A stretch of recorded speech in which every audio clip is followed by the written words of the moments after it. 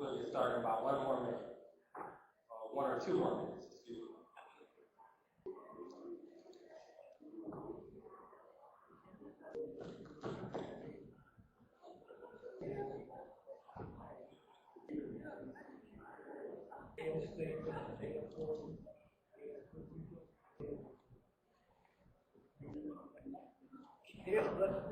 Start now?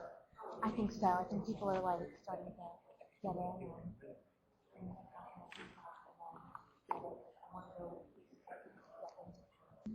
and then warn a tablet, bring it up like pencil, and then we'll be able to go. Does that sound good?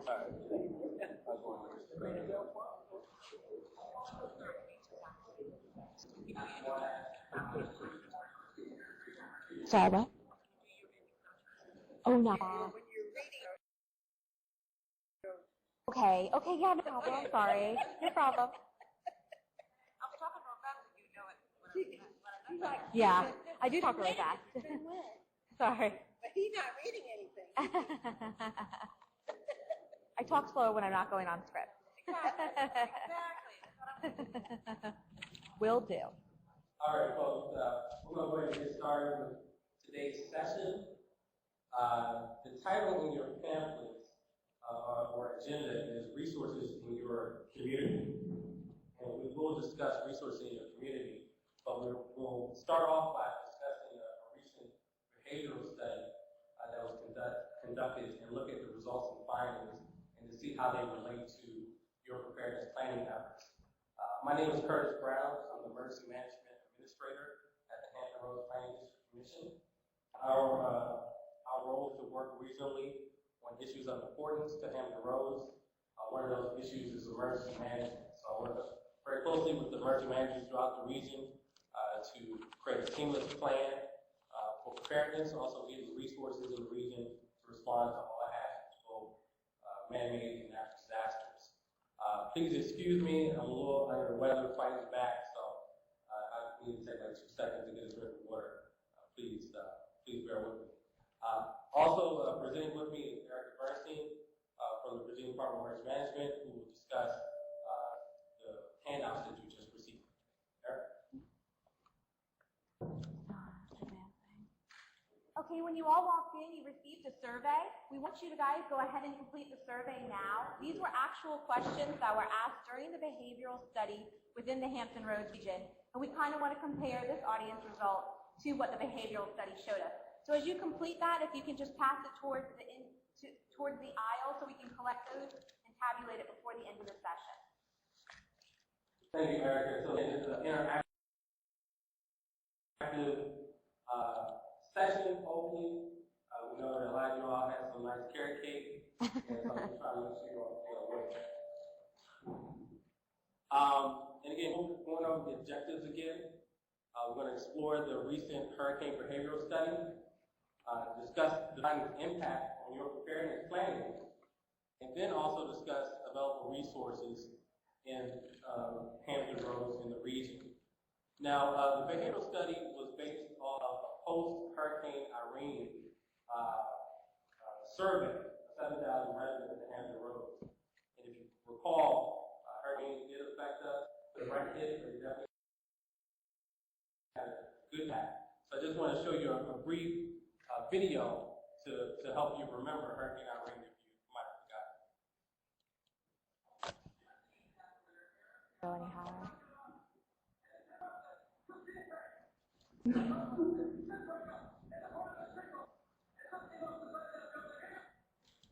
Okay, so that's Hurricane Irene, and again, I wonder how bad you're paying against those weather guys just to sit and get beat up. I always hope that something doesn't just come and hit them upside the head. But and you saw in that clip, 70 miles an hour winds at Virginia Beach oceanfront. Even in that clip, you saw people out there driving. I'm wondering where are you going at the height of the storm. That's always horrible to see people still going to the grocery store or 7-Eleven, wherever it's open. Hurricane Irene, in terms of stats, 7 million homes and businesses lost power from the southeast part of the country up to the northeast. If you recall, Hurricane Irene went all the way up to coast and affected New Jersey, New York. 45 deaths associated with this storm, and $7.3 billion in impact. And again, a lot of the deaths are attributed to flooding, low-lying areas, and also response. And again, $7 billion, that looks at the infrastructure that was affected. And again, this is why our insurance rates keep going up. Irene was the first hurricane to hit the U.S. since ice in September 2008, and over 200 inches of rain here in Hampton Roads, and a lot of flooding. Again, it was one of the top 10 costliest disasters in U.S. history, and the most significant tropical system with direct landfall in the Northeast since Hurricane Bob in 1991. So again, we'll discuss this in more detail. A low probability event, but very, very high impact, so we can cause lives and impact. Sorry about the feedback. Again, in terms of the survey,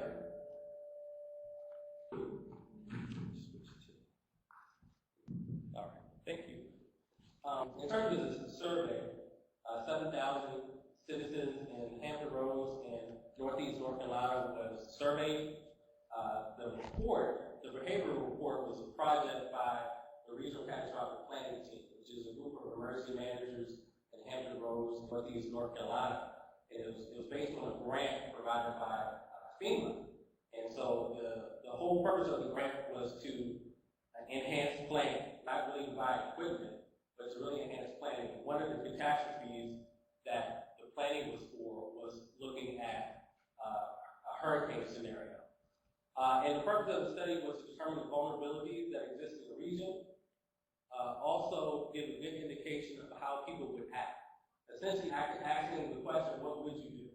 Again, we were impacted by Hurricane Irene, but it wasn't a direct, Hurricane Katrina impact. So the survey also asked citizens, what would you have done if the storm was more severe, and what maybe you would do differently? Again, the goal was to identify where residents sheltered during the storm, as well as to get information related to medical-related vulnerabilities. We do have census data about people with disabilities and receiving medical support at home, but the survey was really actually directly getting this information from citizens. And again, the findings were on the household level. And since most of you all are from facilities here, that's your resident's household. So a lot of decisions are made on the household level. Families make decisions together. We don't just make all out of individual decisions. This is the area that we're surveying. Again, you're very familiar with this. This is Hampton Roads. Again, our partners down in Northeast North Carolina who evacuate could evacuate in this direction. So again, the significance of the behavioral study is for the Hampton Roads region. Again, it was made for emergency managers, and the whole point was to see how people would react. And this is a good planning tool for emergency managers because based on this information, you can enhance your planning and your programs to better educate citizens and to see where some shortfalls are. And hopefully, based on this information, you can reduce the vulnerabilities in anticipation of what citizens would do. So the whole hope is that by getting this information, you can enhance your preparedness plan. Again, this is a snapshot post-Irene. It is a good indication. Again, no survey is 100% guaranteed to be perfect, but what we can pull from it can enhance our plans, and that's what the purpose of this survey is for. And so, really, the question is, based on your roles and the needs of the people you serve, what would you do to better prepare and respond to a hurricane or other large-scale emergency? We know that our region can be impacted by a hurricane. We have been impacted previously. Again, in the last couple of years, Irene as well as Superstorm Sandy, and we're constantly planning for the possibility of direct impact. So this question of what would you do or what would you do differently made me think of the TV show, What Would You Do? How many people have seen it? What Would You Do? All right, so it's one of my favorite shows because it's reality sort of, but not really. It's not the crazy reality you see. test people on what they would do if they were presented with a scenario. And obviously, it looks at if people are responsible for themselves as well as others. So hopefully this clip will work. I just wanted to show it and then relate it back to our presentation today. There are heroes among us, men and women who save lives every day. But like some other professions, their heroic acts are sometimes overshadowed by the inaction of abuse. A 25-year-old pregnant woman died after EMTs allegedly refused to help because they were on a coffee break. Unbelievable as it sounds, two emergency medical technicians, or EMTs, allegedly refused to help a pregnant woman in the midst of an asthma attack. It happened at this bakery in Brooklyn, New York, as they sat close by on their coffee break. The EMTs did call 911, but the few minutes wasted may have proven fatal. What to make of professionally trained medics turning their backs on someone in need? Mayor Mike Bloomberg used a press conference to share his outrage. There's no excuse whatsoever as far as I can see. I don't know what kind of burnout you could have trying to stop being a decent human being. It's inspired by real events. We wondered what people would do if they witnessed EMTs who left their sworn duty because technically they're on their break. Can't do anything. Or a break.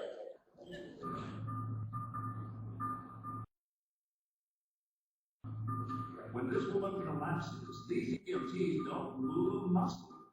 But not a second goes by before this woman rushes over. Are you okay? Where are you? There's an ambulance on the way. The bystanders are looking for help, but these EMTs are more worried about their food. Do you want fries?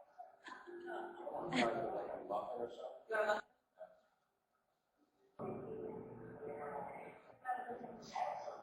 What, you do slip or something? You don't feel bored about it. Yeah, well, I'm on break right now.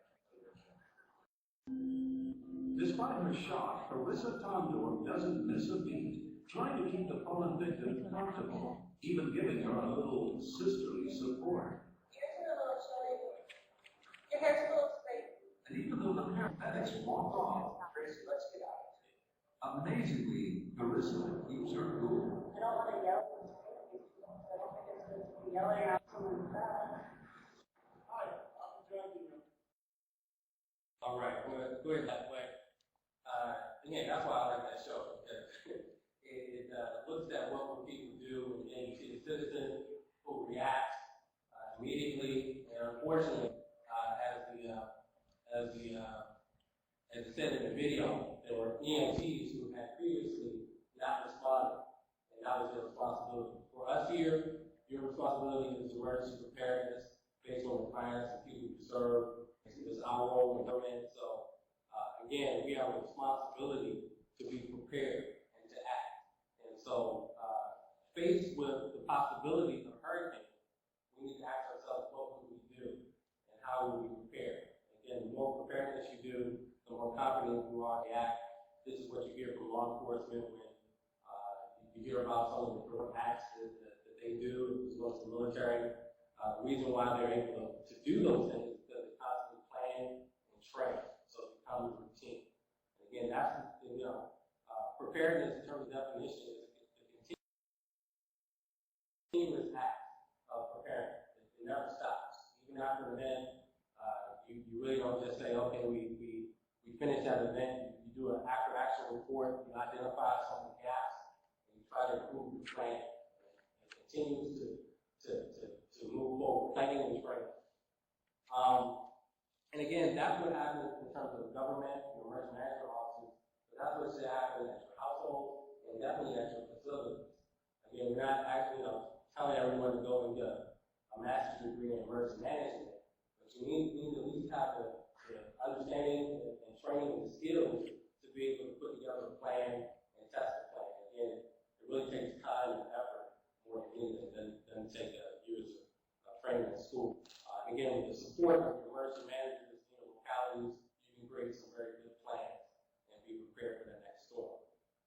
In terms of the report, the researchers found that there were 3 determining factors to preparedness: vulnerability, risk perception, and the role of networks. So we'll discuss vulnerability first. Oh, it's ready? Okay, sorry. You can go ahead. I'm just going to try and fix the feedback. Sorry. I can hear the microphone. Yeah, I was like, the concept of vulnerability, based on the study, wasn't about the geographic location or the environment of a household. Essentially, a household, that's close to a river is maybe at higher risk of a flood, but if that household has a preparedness plan and has done training, they might actually be more prepared and less vulnerable than a household that's further away from the river and hasn't done anything. So vulnerability really relates to the ability to respond and cope with rapidly altered environments. It really is the concept of being resilient, being able to bounce back, and being essentially prepared.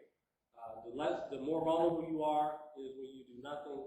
The less vulnerable you are is when you actually are prepared to deal with an emergency.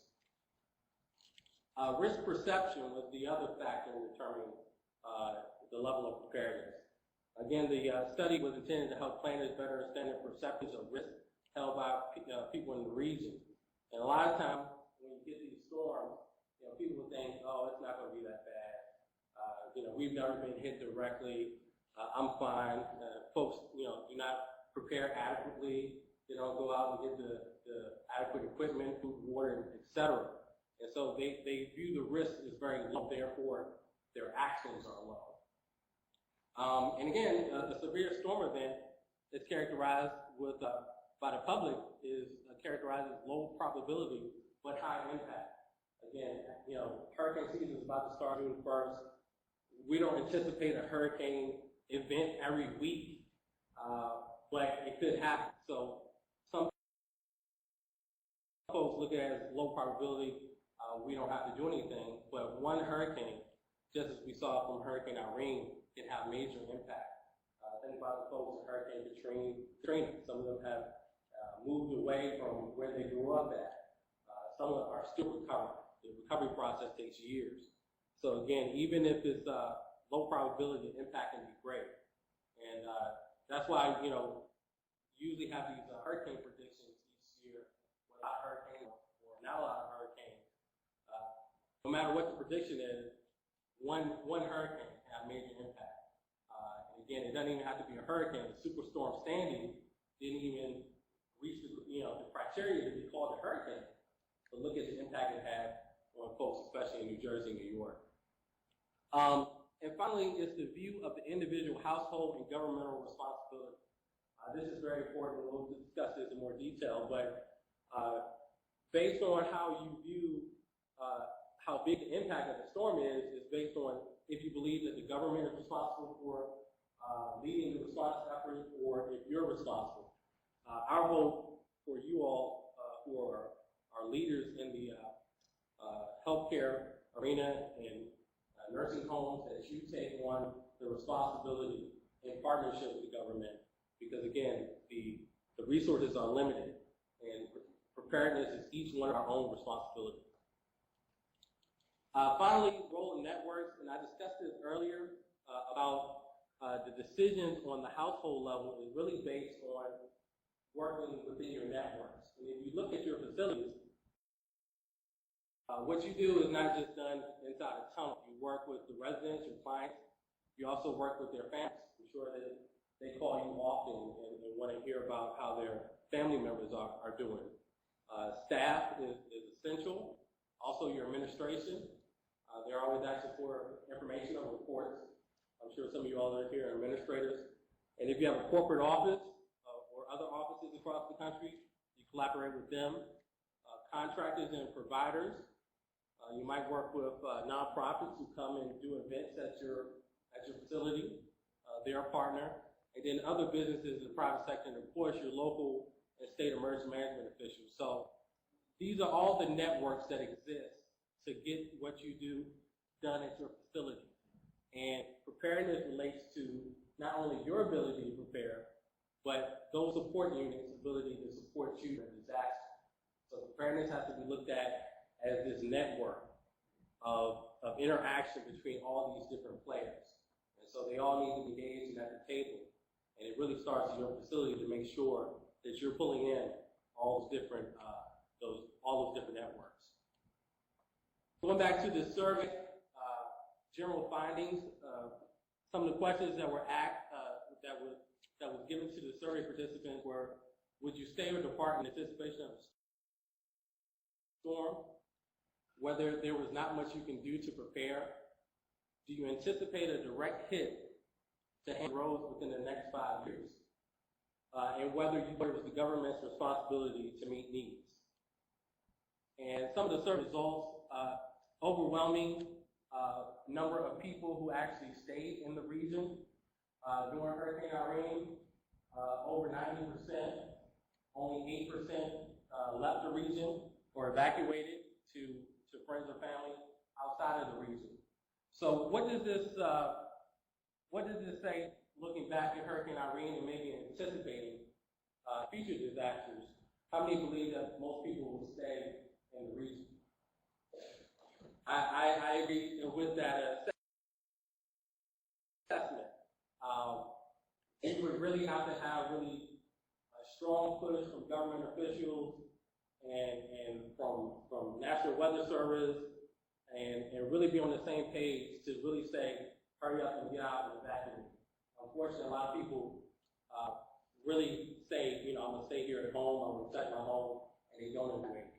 So I wanted to, you go to the next slide. And again, the reason why people stay is because they perceive the risk as very low. It's not going to be that bad, so I can stay here in the region. They also want to take a gamble or a chance. Hey, it might affect folks on the south side, but it won't affect me on the peninsula. The perceived risk assessment of probability. Again, it never hit before. And again, you might have that here in the Hampton Roads because Hurricane Irene and Superstorm Sandy, even though it did affect the region, it wasn't a direct hit. So a lot of people would probably say, hey, I'm going to be good anyway. Wait and see. You might get some people say, hey, I'll evacuate, but I'll evacuate at the last minute. Unfortunately, that's not a good plan either because the roads might be unpassable. Past exposure and experience. Relative safety. Some people say it's safer to stay here.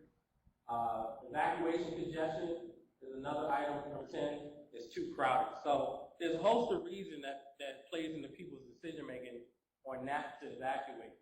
And as you make your preparedness plan, you have to consider what things will look like if we did have a major hurricane impact us. And a lot of people did in the region. So again, if the impact on your preparedness planning is that a lot of people will be needing the same goods and services. Just think about when we have a winter storm and everybody heads to the grocery store and get bread, milk, ice cream, all the things you probably shouldn't get since the electricity is probably going to go off, but beer, wine, whatever it gets you through the storm. But everybody will be going through and needing the same goods and services. So that's going to have an impact on your preparedness. So don't just think about your facility, think about the other facilities that will be needing the same goods and services, as well as households. Consider the traffic issues for people going home early. Usually with events like this, again, you can think about the winter storm season we had this year. We had a pretty bad season. There's a couple times that we were sent home at my job, and I live in Chesapeake and work in Williamsburg. And so if you let folks out at 12 o'clock, there's going to be a lot of congestion because everybody's getting out pretty much at the same time. But again, combined with everyone going to get goods and services, there might be a lot of traffic issues related to people leaving in preparation of the storm, whether if they're evacuating or going to get goods and services. Consider it from a staff level. And again, sometimes, and it did occur through Hurricane Katrina, whether your staff understands their role and responsibility during the storm, if they're going to be willing and able to call in. Some some of them have needs of their families to meet. So you really want to promote preparedness of your staff to understand that their preparedness and planning at home helps the preparedness planning at your facility. So they need to take steps to prepare and to make sure that their family are taken care of so they can then focus on your facility and your clients and patients. Planning considerations, again, based on a large number of people staying in the area instead of evacuating, is shelter in place. Do you have a shelter in place plan to cover the possibility of being on your own for a couple of days? Again, you're going to be coordinating with emergency management officials and so forth, but you might not be able to get out to the store. Your contractors might not be able to deliver goods. Do you have enough equipment, medical supplies, and food to last you for the duration of the time that you're on your own and have to shelter in place? Speaking of contractors and suppliers, have you identified multiple contractors and suppliers for your goods and services? What we've got even in the emergency management community is multiple localities and contractors with the same company. And so the company has said, oh, we'll take care of you. You're good to go. And then all of us call at the same time, and then they're stretched too thin. It's probably good to look at multiple suppliers, even suppliers maybe a little bit out of the region, and make sure that they have good preparedness plans that can guarantee services. Also, staffing surge. How many of you all have other resident homes somewhere outside of the region? A few of you. If the storm is not impacting them, the possibility is to surge your staffing by asking them to come in to assist you with your storm. I feel like a Baptist preacher in my head. Excuse me. I'm fighting this cold. I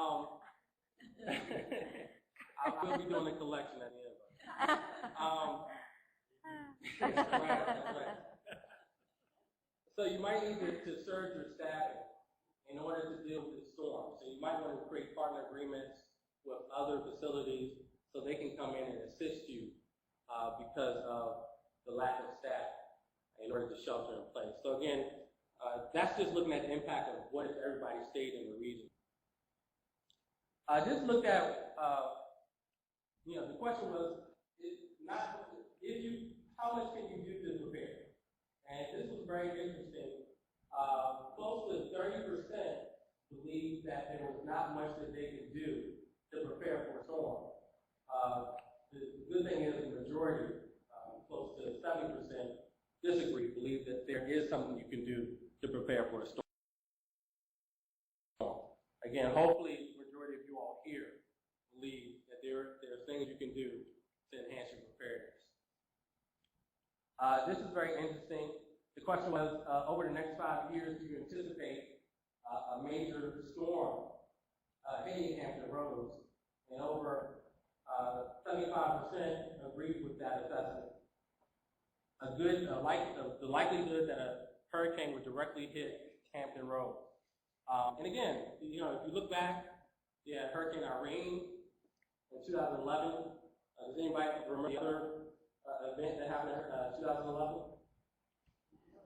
Earthquake, that's right. So we got another risk we have to prepare for. Then we had the 2012 Superstorm Sandy that impacted the region, all of impacting the election, and it was two right in a row. So for whatever reason, we have this East Coast pattern of the last couple of years that is really impacting our region. And so a lot of people believe that we might get hit by a large-scale one in the future. This is very interesting and also a little frightening for the emergency management community. The question was, is it government's responsibility to meet the needs when it relates to the aftermath of a major storm? And pretty much it's split in half. That folks either strongly agree or agree with that assessment that it's government's responsibility. I would hope that Hurricane Katrina, as well as other disasters, demonstrate that government resources are very much stretched in the immediate aftermath of the storm. And the ability for government to just fly in and come in and make everything right is a false hope. And we saw that again during Superstorm Sandy. Government does not have the capability to instantly create a better, safer environment after the storm. You have to take on the responsibility as a facility and even as citizens to be prepared. And so that's the message that has been pushed. A couple of years ago, the message was to have 3 days of supplies of food and water and medical supplies. That is being, the suggestion is being pushed out even further. 5 to 7 days. As many days as you can, with the understanding that you might be limited, the government response may be limited in the immediate aftermath of the storm. So again, I just mentioned government resources will be stretched. Although we dealt with 2 major East Coast storms in the last 3 years. And the focus is, and you might have heard this in some previous sessions, is the concept of whole of community planning. That preparedness is not just the responsibility of the role of government, but nonprofit organizations, the private sector, individuals, your facilities all play an important role. And so the responsibility is amongst that whole network. So you really have to take an active steps to enhance your preparedness. Actually, I need to change that slide, but see, we'll go on. The next set of slides relates to healthcare specific findings. And again, this was on a household level. We looked at whether people were elderly, medically fragile, modest income, walking or hearing, walking impairment, hearing disability, sight disability, required dialysis, prescription medication, was Medicaid equipment disrupted from loss of electricity. Again, this was all from a post-Hurricane Irene perspective. What the researchers found is that during the immediate aftermath of the severe storm, elderly and medically fragile population are more likely to suffer than the rest of the population, which can be imagined. That's why we need to make sure we have an inclusive plan. Exhibit reduced health status and heightened dependency. Definitely you understand that from the facilities you serve. So the interesting thing, and we'll go quickly through the next couple of slides, is overall, based on the survey, there wasn't a large number of Hampton Roads citizens, based on the survey, who mentioned having any of these disabilities or services. Again, about 12 to 13% across the region. And again, I would imagine that the statistics related to your facility would be higher. This is what we're going to do in terms of preparing the survey. But again, all these services as well as disabilities need to be considered when you're developing your preparedness plan. And the impact on your preparedness is you serve a disproportionately higher population of the elderly and medically fragile, and that requires enhanced preparedness. You're definitely one of our stakeholders who we rely on. That's why we have this conference every year, and that's why we directly engage you, because of the direct impact you have on the rest of the region, since you serve such an important population.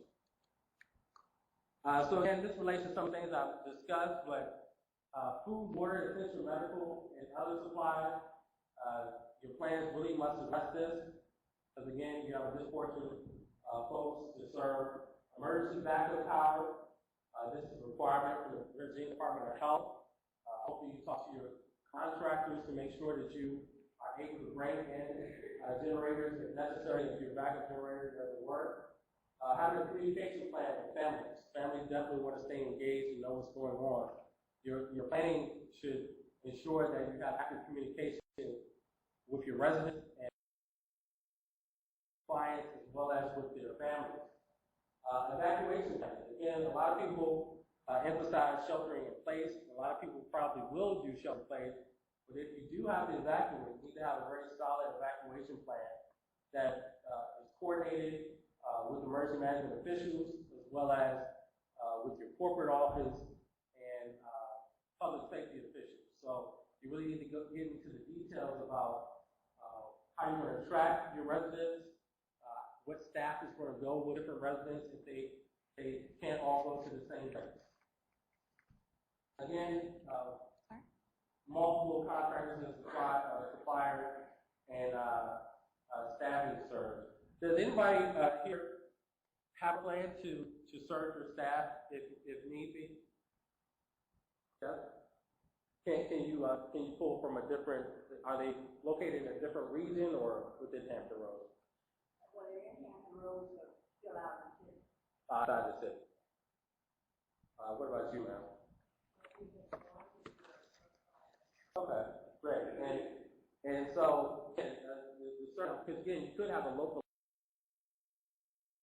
emergency where you could pull some staff in from maybe the south side or peninsula, wherever you're at. But it would be great in terms of preparedness planning if you could work maybe with either some other places a little further out in the region, maybe to have some kind of shared agreement.